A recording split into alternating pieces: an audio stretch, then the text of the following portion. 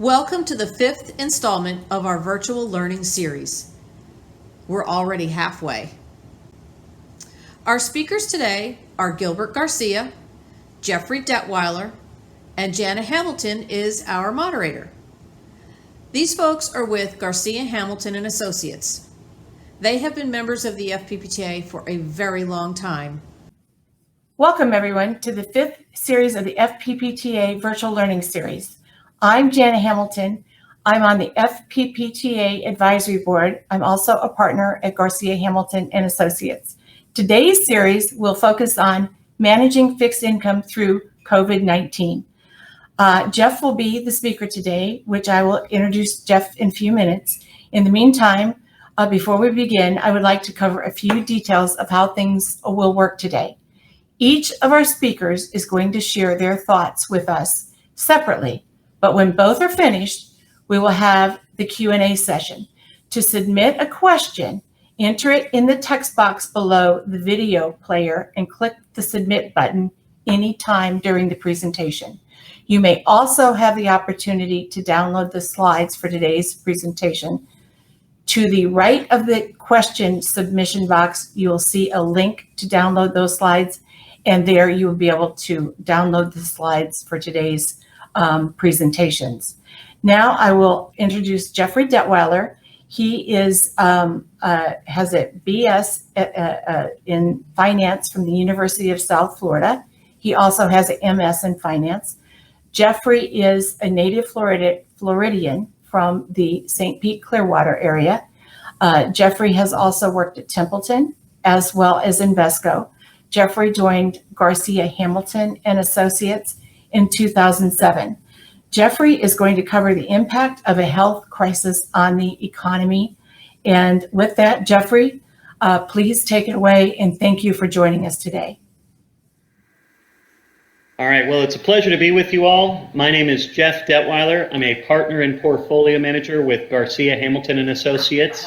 Today I'm going to talk about the investment grade bond market and how the COVID-19 crisis has impacted that market.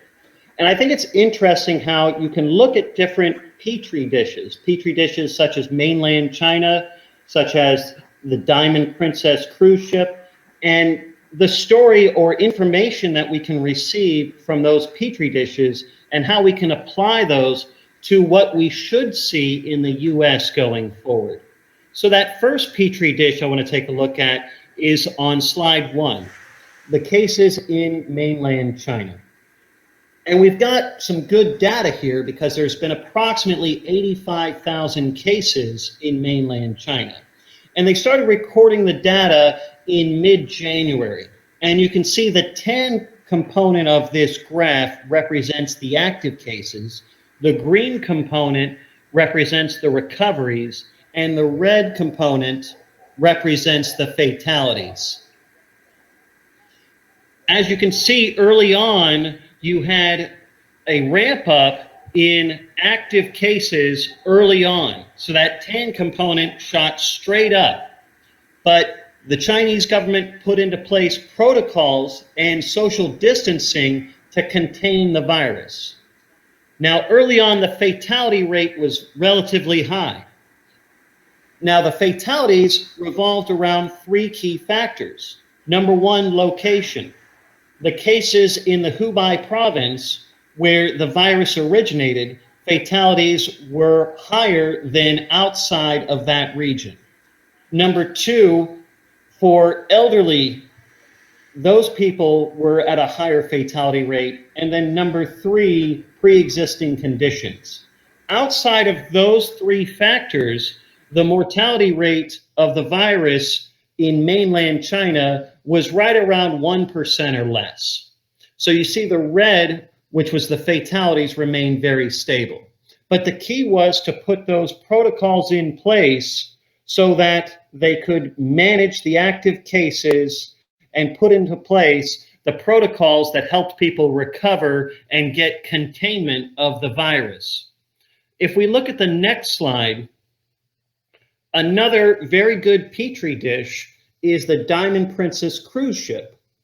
Now, there were approximately 3,700 people on that cruise ship.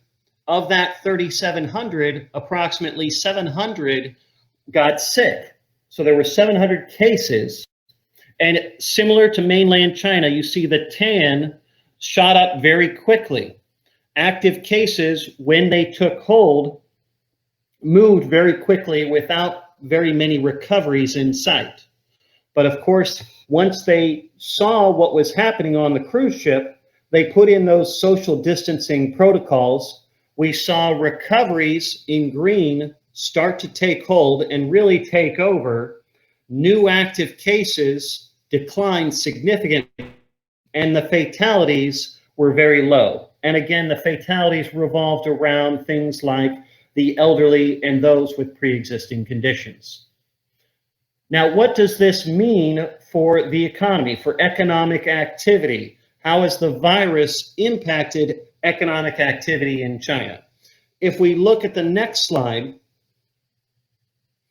we have a graph of how China's economy is experiencing a V-shaped recovery. The components in this economic activity index are things like coal consumption at major power plants, real estate transactions, and restaurant sales. So these are some very real-time economic activity variables. And what we see is essentially an inverse of the active cases that we saw on the previous two slides.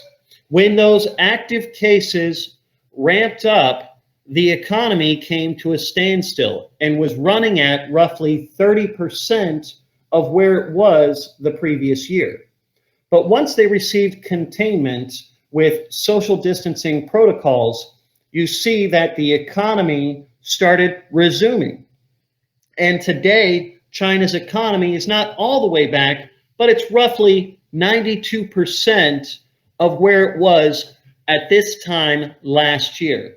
So we can use this as a roadmap to what we should expect to see in the US. You have that ramp up in new active cases, a slowdown of the economy because of the social distancing protocols. But once you gain containment and you're on the other side of the virus, then you see that return to economic growth. Let's take a look at some additional variables. On the next slide, we have two important real-time variables. On the left-hand side, we have construction and employment. And similar to the previous chart, what we see is unemployment shot up. We see that the construction activity declined significantly, again, revolving around the virus, revolving around a peak in active cases. But once those active cases reached a peak, we started seeing recoveries. We saw a recovery in the job market and a recovery in construction. On the right-hand side, we have auto sales. Now, consumption is very important, particularly in the US, where consumer spending makes up roughly 2/3 of our economy. We see again that big decline in auto sales during that period of active cases, but then a return to the levels of the previous year once containment had been achieved. So we can again use this as a roadmap of what we should expect to see in the US. That being that, yes, we have this ramp up in active cases, but once we achieve containment and we're on the other side of the virus, that will lead to a recovery in economic activity. And if we go to the next slide, what we see is in the US, we are experiencing those job losses around COVID-19. So on the left-hand side, we see initial unemployment claims. That's graphed in blue, and the shaded areas are recessionary periods. What we've seen here this year is all-time records in terms of initial unemployment claims. Job losses have been dreadful, peaking at roughly 6 million. Now that number has been coming down. And the reason for that is because we've seen a revolution in this economy. So what we've seen is initial jobless claims are starting to come down. The unemployment rate is starting to come down. and the non-farm payrolls number is actually becoming a positive number instead of a big negative number. The revolution in the economy has been that it's a more delivery-based economy. We've seen hiring with major delivery companies like Instacart and Amazon, grocery companies like Walmart. We're also seeing hiring in the healthcare sector, and we're also seeing hiring with mortgage companies, right? With interest rates at all-time lows, mortgage companies are seeing record refinancing, and they can't hire people fast enough to handle the demand. So there are some positive signs in the labor market. And with the government stimulus on top of these positive signs in the labor market and these opportunities, and this is just a rough workup by us searching the internet for job openings, what we found was there's roughly 1.8 million new jobs available for those workers who've been displaced due to COVID-19. So there are some good positive signs early on in the economy. At this point, I'm going to pause. I'm going to turn it over to Gilbert Garcia, and he's going to discuss the government's policy response based on COVID-19 and what we're seeing going forward for the corporate bond market and the overall investment grade bond market. Thank you, Jeff. We appreciate your insights. Also, let me remind everyone that you can use the text box below the video player to submit your questions if you have any questions for Jeff. So now I would like to welcome Gilbert Garcia, the next speaker. Gilbert is a managing partner at Garcia Hamilton Associates. He received his BA in economics from Yale University. He joined Salomon Brothers after that in New York and was in the mortgage department there. And then he joined Cisneros Asset Management. And then after that, he joined Davis Hamilton Jackson and Associates, which became Garcia Hamilton and Associates. And that was in 2002. So Gilbert is going to cover what the Fed policy response has been to all of this and the stimulus that they are providing to combat the virus-endured economic slowdown and how this has impacted the fixed income market and why quality makes a difference. Gilbert, take it away, and thank you for participating. Thank you, Jana. And team, I'm going to go right into my slides. So if you look at slide number 6, what I'm going to talk about is I'm going to really bring things together because Jeff talked a lot about the virus, but I think it's very important to know that the government has been instrumental during this virus. And so we learned from mistakes or we learned from past experiences. And that's why you see on page number 6, a pyramid. And I have at the top are the things that we learned, and therefore we implemented new programs after the Depression. And then I have in the center of the pyramid are things that we learned and we implemented during Lehman Brothers. And then, of course, you have the full-on effort, which is at the very bottom, which is accumulation of everything we learned from the Depression, everything we learned from Lehman Brothers, and then everything that we've done to really get the economy moving as fast as possible. So let's take it from the top. So you can see during the Depression, there weren't a lot of the modern programs today. So that was the origin of child labor laws. That was the origin of Social Security. That was the origin of unemployment insurance, because the whole focus was how do you keep consumption going? Remember, consumption is 70% of the economy. So how do you keep consumption going? And that worked for a period of time until Lehman Brothers. And of course, during Lehman, we had all these institutions that were undercapitalized. They had bad loans. They were highly levered, and many of them closed their doors. Where during Lehman Brothers, we had all those automatic stabilizers that were left over from the Depression. And then you add to it what the government did.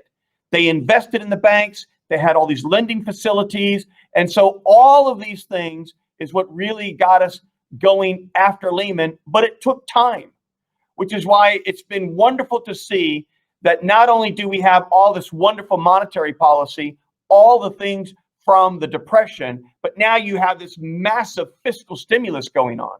So that's what you see at the bottom. It's the accumulation of everything to date, Plus, not only are they buying securities, the quantitative easing, zero cost of funds, all the things from Lehman, but they're buying credit. They're doing all these extra lending facilities. And the government has done multi-trillion-dollar stimulus packages to keep money in the hands of small businesses, to keep money in the hands of people, everything to keep consumption going. So it's quite clear that the government, between the fiscal stimulus and the monetary stimulus, is going to do whatever it takes. Normally, in a governmental cycle, a 2-year cycle, they may do one stimulus package. But we're already multi-trillion, multi-packages in, and we're not even finished yet. As sure as I'm sitting here, by the time you view this, there will be another $1 trillion plus package. This time it will be on infrastructure, continuing to put money in the hands of people, and it will probably be some type of assistance to cities and states and county governments.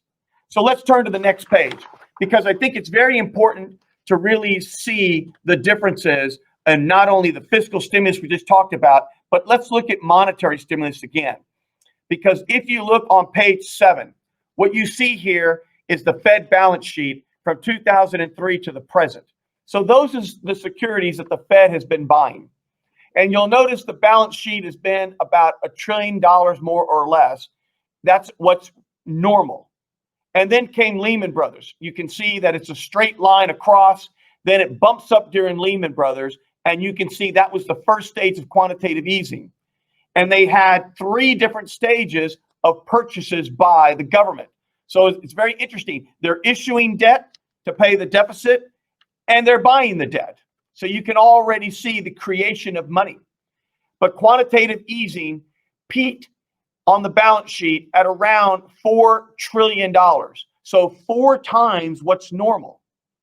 And then, of course, you'll notice it began to run off right around 2018. They let maturities happen and they started to buy less. Well, then came the virus. And the virus has just been a tsunami of both government issuance and government purchases. And of course, at this time, they're now buying credit for the first time. And you'll notice it's gotten to a straight line, straight up. And we're not done yet. If you notice, the balance sheet of the Federal Reserve is now over $7 trillion. That is 7 times more than what's normal. So what's the end result? That's coming up here on the next page. So you might ask me, well, what does all that mean? What it means is money supply is growing at a historic pace. So if you look on page 8, what you'll see at the top is the old quantitative theory of money. And you can see that there in the center of the chart, which is M, which is money supply growth, times velocity. Velocity is how much a dollar turns over. That on one side equals to either prices, which is P, or economic activity, which is Q, or both. But there's an equilibrium between more money. If it's chasing the same number of goods, prices should go up, or more economic expansion. So what you see here is money supply growth. Some economists like to use a 3-month growth rate and they annualize it. Some use 4-month, some use 6-month. We split the difference. So we're looking at the 4-month rate and we're annualizing it. What does that do? It takes out a lot of the noise and it really smooths the line out so you can really see the patterns of what's happening with money supply. And I have it from 1988 to the present. I could have gone further back and it would have said the exact same thing, which is money supply is growing at an unprecedented rate. So if you look, you'll notice I have an orange line kind of as a center point at 6%. The reason for that is historically, when money grew at a sustainable rate, meaning at 6% or higher for a long period of time, that's been very expansionary. Well, what you'll notice, there's been some bumps, and I have it labeled for you. Those are bumps when money supply grew at a very fast rate.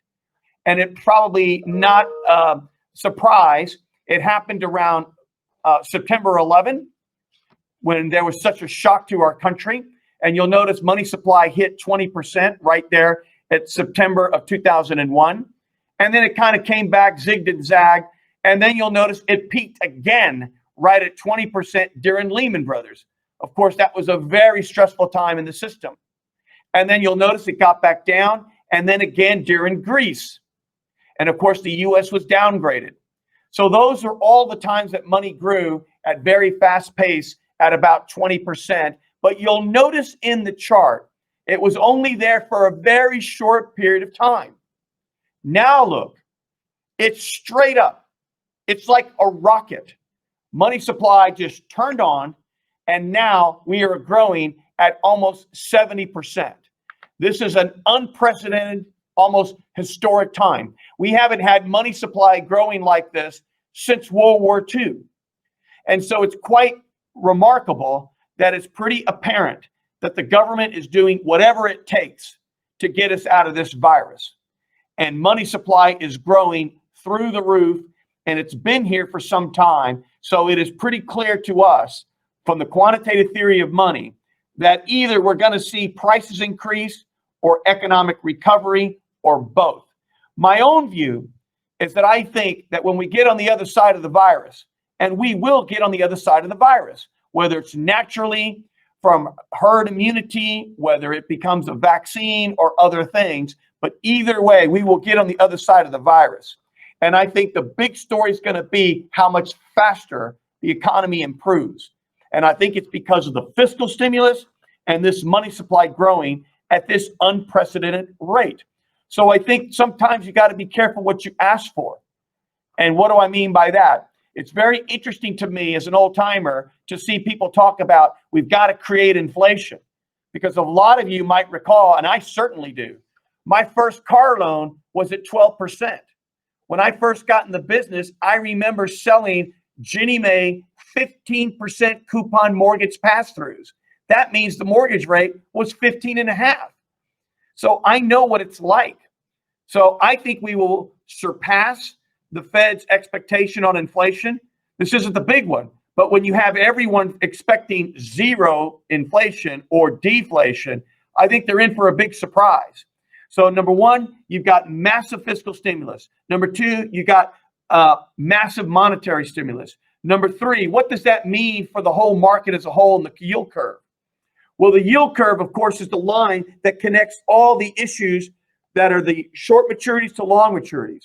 And because the government is keeping the short end very low artificially, they're going to be issuing almost $3 trillion of government debt between now and September. And I think what it's going to lead to is a vast steepening of the yield curve. Long rates are going to increase much faster than short rates. And I think that's probably one of the things they want to do. So let's be on the lookout. So where are there opportunities? Well, one of the greatest opportunities in the history of the market has been old-fashioned, intermediate, high-quality corporate credit. So if you turn to the next page, you'll see exactly what I mean. What this page shows you, I know it's a little bit hard to read, but it goes back from 1990 to the present on the x-axis across. And then you see the extra yield you get if you bought credit. Intermediate, old-fashioned financials. And you'll notice the line is pretty jagged over this time period. But there are clearly times when you had stress and the spread you got for taking credit risk went up. And you'll notice it happened in 1991 during the recession. It happened in 1998, 99, a reflection of the Asian crisis. It happened again during Lehman. And you'll notice how high spreads got during Lehman Brothers. I had to scale this just to pick up that spreads got to 900 basis points more than treasuries to take credit risk. And then you'll notice it came back down, then Greece. Well, notice the most recent time period during the virus. The spread got to about 375. But that's not the whole story, because that doesn't look so bad when you compare it to Lehman or you compare it to Greece. But what's very different is you have to look at the extra spread you get for the level of rates. In other words, it's very different to say you're getting 300 basis points more yield to take credit risk if interest rates are 3%, right? That's 3% interest rates, you're getting 1 times more. It's very different to get 300 basis points more yield when interest rates are 1.5. That's essentially 3 divided by 1.5, 2 times more. It's vastly different to get 300 basis points when interest rates are 50 basis points. That's 6 times more. So let's look at the next slide, and it'll highlight what I mean. This is now the ratio of financial spreads, the same data we just saw, but it's divided now by an equal duration, so roughly an equal risk U.S. Treasury. And now what you see is a better idea of stress in the marketplace. And one of the first things you should notice is how efficient the market is. It's almost a straight line across at right around 0.5, 0.6. And you'll notice all those other key areas like the Asian crisis, the recession in 91, they look like very minor blips when you look at the extra yield you get for the level of rates. Then you see the trauma around Lehman Brothers. You got essentially 5 to 6 times whatever the treasury rate was, you got 5 times that for taking credit risk. And mind you, these are high quality, single A or better credits. Then spreads got down on a ratio. And then you'll notice during Greece, it almost rivaled the trauma of Lehman. Everybody see that? Where it got to almost 4 times. Well, now look at the virus. It's a straight line to levels we've never seen before. It got to 9 times because if interest rates on this part of the curve were 50 basis points, you were earning almost 500. That's 9 to 10 times. I think that's precisely what the Fed saw, and that's precisely why they realized this is unsustainable, and that's why they came to the rescue and started to buy credit. That's precisely what I believe is what led them to buy credit for the first time. And you'll notice we've come back down substantially, and we're now in that sort of 3.5 type range. Even though we've come down substantially, notice it still rivals Greece. Not quite as bad as Lehman, but it's still big trauma in the market. So in other words, we're not there yet. And I think that's the reason why the Fed is saying they're going to do what it takes. And I think that's precisely why the government is saying we're going to do stimulus, and we've got another package yet to go. But this has been one of the greatest opportunities in the marketplace. So the moral to the story is, as an active money manager, you can never rest. You never know where the next opportunity is going to be. You have to do your homework. You have to look at relationships in the market, and you have to have a firm conviction, and you've got to exercise that conviction. And that's how you can outperform net of fees over time. And so you see the opportunity and you take it. So you heard it here first. I think that when we get on the other side of this virus, the big story is going to be inflation is going to pick up a little bit. The yield curve is going to get steeper. Rates are going to go a little bit higher. And it's going to be a little while, but it's coming. I'm going to put the first question out to Gilbert. Okay, Gilbert. The first question that I have that's come up is, what are the 2 things that you will remember most during this time that you've been managing money? I will tell you, thanks for the question to the team out there. And again, thank you for having us. These are fun for us. And I hope if we can get you to learn or remember 2 things, it was a big victory. So here are 2 things. I think what's fascinating is you can never know what the market will present to you. And it was unfathomable to think about something like a COVID, and then here it is. And I think the beauty is it did more to bring our team together. It did more to bring, I think, all people, all walks of life, society together, as there's sort of one common goal in this world, which is to find a vaccine. And I predict this is going to be one of those moments. It's kind of like a race to the moon. It's kind of like the Manhattan Project, where everyone's coming together to find a solution. And I think this will go down as a major point in history. On a more lighter side, anecdotally, I cannot tell you, in the normal course of business, when you're doing trades can be very hectic because you're trying to get a trade done. You're talking on the other phone with somebody and the market's moving. And normally it's just really, you tense, and there it is. This time, we're right in the middle of all that crescendo, and I heard a baby crying in the background, or I heard a dog barking, because most of the salesmen and traders in New York are working from home. And so it really brings back to life that, how we're kind of working through this. But it was hysterical when I heard the first baby cry, because in the middle of the seriousness, I said, "Is that a baby crying?" He goes, "Oh yeah, that's my baby. She likes to be with me when I'm sometimes here."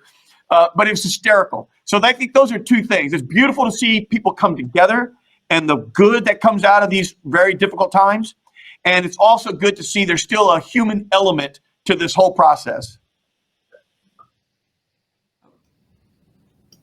Okay, Jeff, I'll send this next question to you. And the next question I have is, what effects will these low short-term interest rates have on inflation? Sure. In the short term, inflation is going to be muted, that's for sure. But if you take a closer look at the presentation and look at all the different variables that we looked at, you can see that all of the stimulus, all of the money supply going into the system, no doubt is going to be inflationary over the longer term. And certainly low interest rates are a nice tailwind for the economy. Low interest rates leading to refinancing, low oil prices leading to more cash in the consumers' pockets, and additionally, the CARES Act, all of the stimulus that put in consumers' pockets as well. So certainly, over the long term, these low interest rates will lead to a higher inflationary pressures down the road. So thinking back to that theory of money supply leading to both an increase in economic activity as well as inflation. Okay. The next question is, based on what Gilbert said, what should trustees do now in their portfolios to take advantage of these factors? I think one of the lessons is, did they do what they were supposed to do? Because whether they're right or wrong, the key is to not have any surprises, because that's why the asset allocation works. When something's working, something shouldn't be working. And they all, over time, work well together like a symphony. And so the key is, when there are these sorts of moments, you want to see, did anybody not do what they should have done? We've had anecdotal stories of things like people not having liquidity in their bond portfolio. Even we've heard stories about things like index managers not having liquidity in their portfolio. Well, those are things I think trustees need to examine and look at, because as sure as I'm sitting here, there'll be another something in the market. And it seems to happen every 5 to 10 years, and everybody seems to forget until it happens again. And so you want to sort of get your things in the right places, the asset allocation with the right pieces when the calm is here. And we're not all the way at the calm, but things are much better than they were in late March, early April. It is clear that the Fed is going to do whatever it takes. And we've already gotten so many stimulus packages out of Washington. Normally, they come up with one in a 2-year cycle. And here we are going on number 5, and they're not even done yet. So I think this is an extraordinary time, but it is a time to do a gut check and look at the players and say, are they doing what they're supposed to do? And if they're not, I would look into that. Okay, this one, Gilbert, I'm going to throw this one at you too. And it says, what lessons learned should trustees take away from COVID? I think the lesson learned is, number one, be patient. And I'm a trustee myself. And again, you want to be patient. You don't want to panic. Because as sure as I'm sitting here, at the moment of panic is typically when the market's about to turn. I know that might not make sense, but it happens 9 times out of 10. And when you see the spreads go down and you see the stock market go down 40%, it's very tempting to say, I'm throwing in the towel, let's just get out of this, it's terrible. But at the end of the day, more than likely, what you're doing is changing your whole risk profile, and you won't be able to make it up on the turn. So it's the time to really be thoughtful and to say, is everything going as it's supposed to go? Things that might be impaired right now might be the best opportunity to add more, like with credit on the stuff I went through earlier. So I think the best lesson is work with your consultant, work with your staff, and at the end of the day, don't panic. If you look at all the key moments when the stock market was down very big, and I was on the trading floor in 1987, I was there in Salomon Brothers, I was there in 89. Most of the time, it comes back. If you look historically, it's been about a year and change. It's come back and gone higher. So I wouldn't panic. Jeff, this is a good one. So what hope do you think the U.S. has to get the coronavirus under control, and when? I think the U.S. has a great hope to get the coronavirus under control. Certainly, we're putting it into place, and maybe we moved a little too quickly, but I think many states have learned their lesson with regard to social distancing, how many people they can allow into restaurants, what places can be open. I think people have learned that they need to wear their mask more frequently.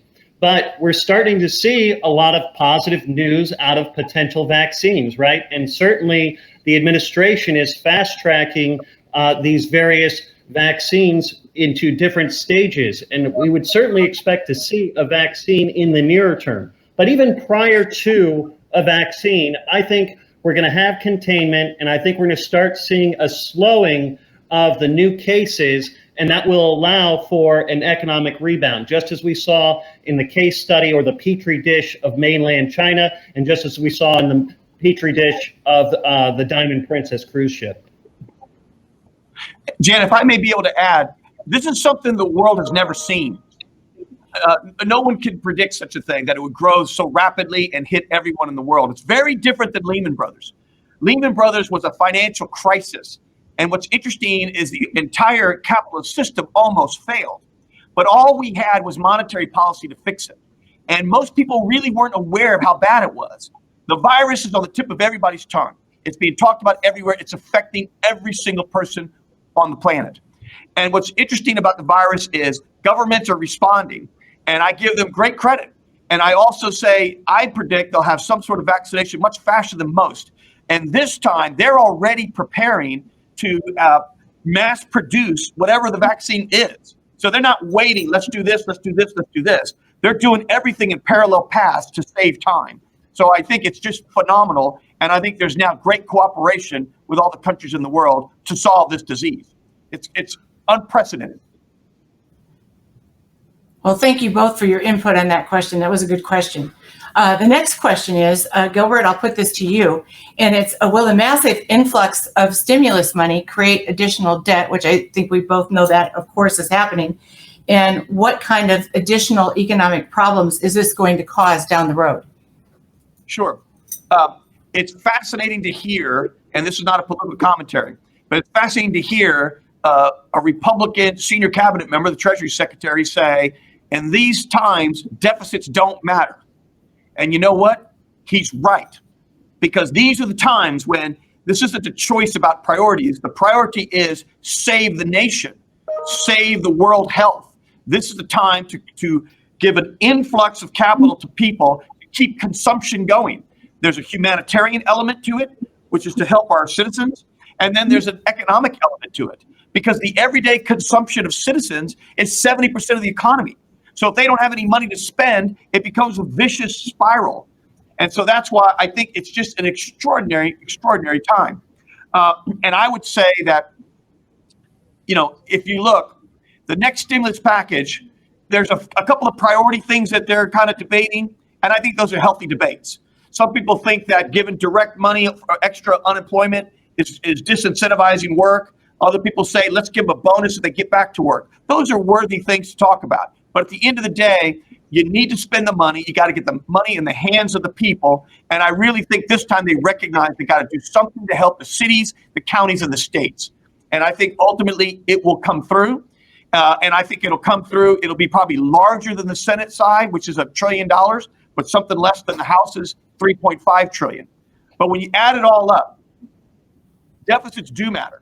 And in the markets, we see it. Why? Because every now cycle of government debt, it's getting bigger and bigger and bigger for the market to absorb. And when you look at the pie of the government money, you're getting a bigger and bigger part of that pie being used to service the debt. That means less money available for all the other things that we need in our country, whether it's social programs, whether it's health programs, whether it's Social Security, whether it's Medicare, Medicaid, but there's just less discretionary spending when that becomes a bigger part of the pie. Where is the breaking point? No one knows for sure, but one thing's for sure. Money supply is growing the fastest it has ever grown. We are at paces of stimulus as a percent of GDP and money supply growth the way we were during World War II, when we just had to get the world out of this out of this problem. That's what this is like. And so in my view, the big surprise is going to be careful what you ask for, you might get it. And we see inflation starting to tick up. The yield curve is going to get steeper and rates are going to go back to levels that are a little bit higher. Okay. Here's another very timely question. And I think, Gilbert, I think you will probably like to answer this one. And it's trustees have been told right now to keep their fixed income at either short or midterm rates right now. So now, is this the time to actually move your fixed income into longer term bonds? Sure. First, thank you for the question out there. At the end of the day, in my view, you got to have patience because I recognize that the short end of the curve, one is going to say, my goodness, I'm going to earn 20 basis points even out to 3.5 years and 5 years at 30 basis points. It's like, why do it? Think of it this way. I think in times like these, the bond market is kind of like your insurance. You buy health insurance, you buy auto insurance, you buy life insurance, and those all cost you money. Where do you have an insurance product that pays you money? You're getting a little bit of yield to keep your money safe. And there are still some things you can do to add incremental yield, short-term, high-quality corporates, things of that nature. But I do not think this is the time to be reaching out on the curve. I think that would be a big mistake. I think the most vulnerable part of the curve is really out there in that 10 years and longer in maturity. Because as sure as I'm sitting here, and the government's going to keep short rates low, and they're going to let the issuance and everything, inflation pressure going to pick up, that yield curve is going to get much steeper. Because remember, long rates are composed of a real rate of inflation, inflation expectations, supply and demand fundamentals. And when you add them all up, they're a lot higher than 133, which is where the long bond is today. Okay, so the next question, and I'll read to the first 3 or 4 words, and you can maybe guide me to who I should direct it to.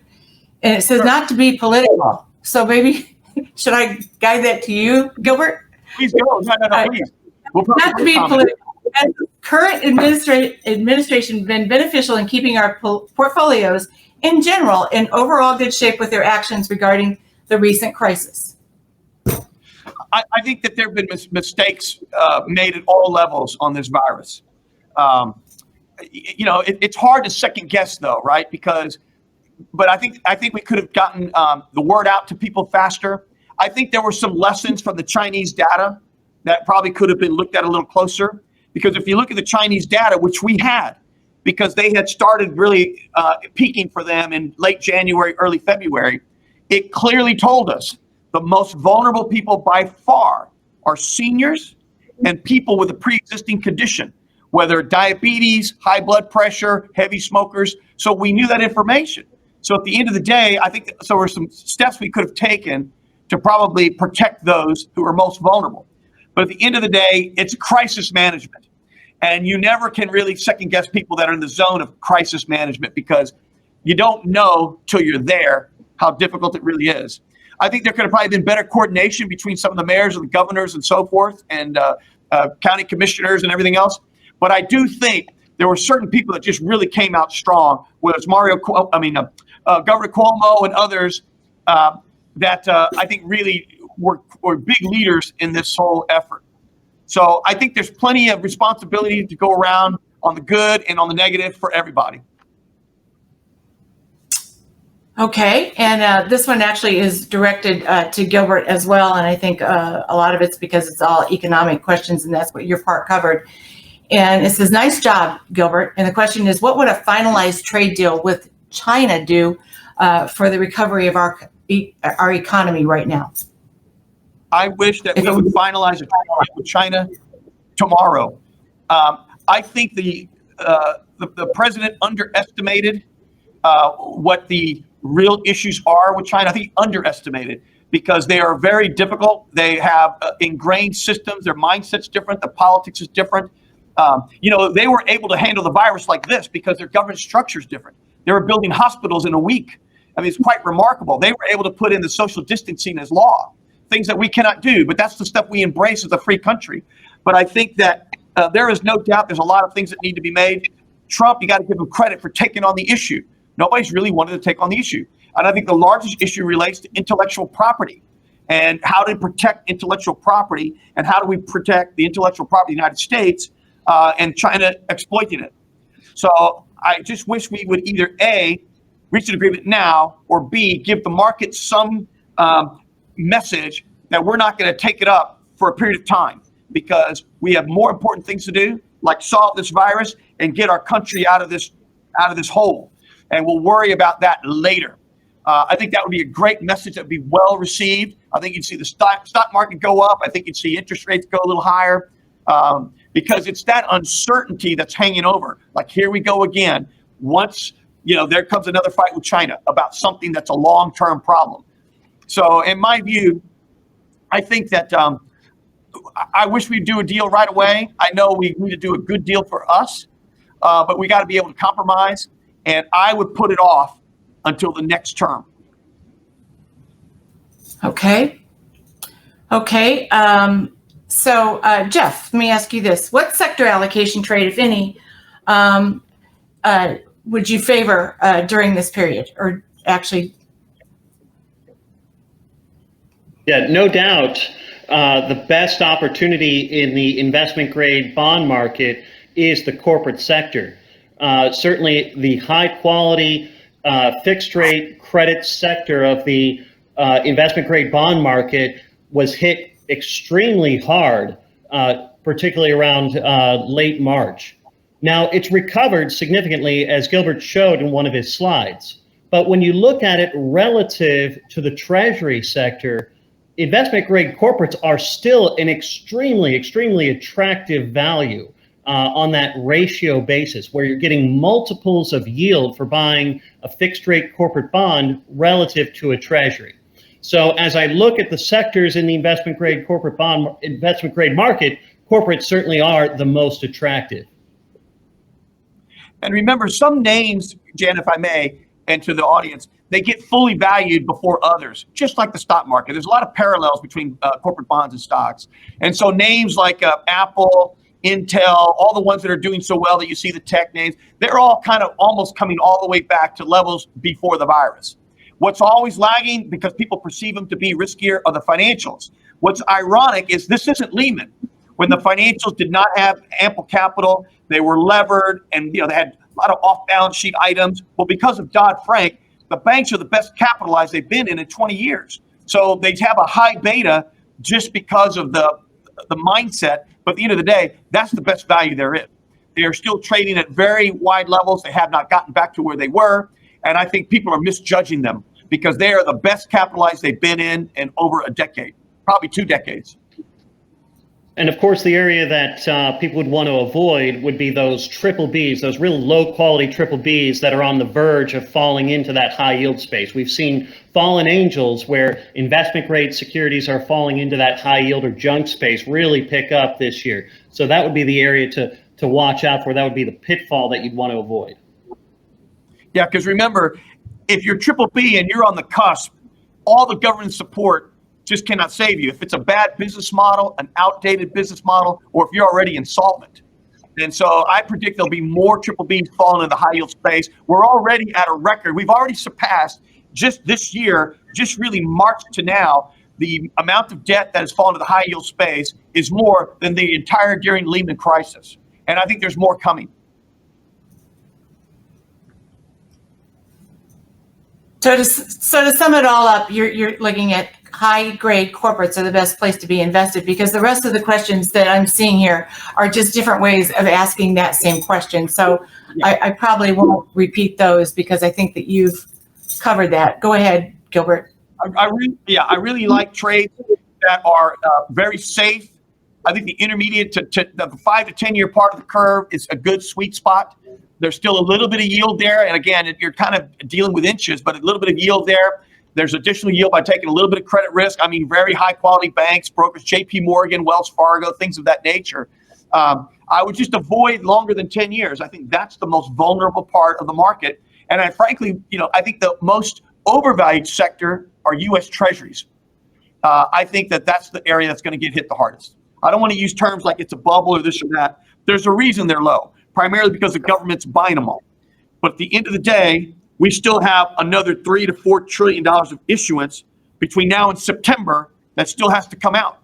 So there's a lot of debt coming, and they can't buy it all. Okay. Well, thank you both for participating today. I think that covers all the questions that we've had come in, and we really appreciate you participating today.